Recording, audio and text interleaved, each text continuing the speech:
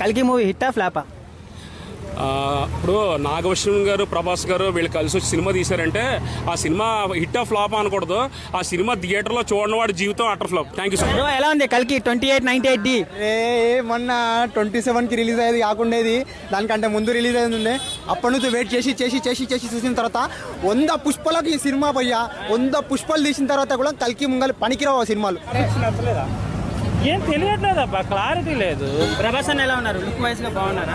బాగున్నారు కానీ లుక్కులు గీకులు ఎలాగో ప్రభాస్ బాగానే ఉంటాడు. ప్రభాస్ గారికి బ్రహ్మానందం గారు వచ్చే బుజ్జి అనే క్యారెక్టర్ కూడా మన కీర్తి సురేష్ గారి వాయిస్ ఓవర్ మాత్రం చాలా మంచిగా అనిపించింది. నిజంగా చెప్తున్నా, మామూలుగా లేదు. ప్రభాస్ అన్న యాక్టింగ్ వేరే లెవెల్ అన్న, ప్రతి ఒక్కరు గుండెలో నిలిచిపోయే సినిమా అన్న ఇది కల్కి సినిమా. నిజంగా మామూలుగా లేదు.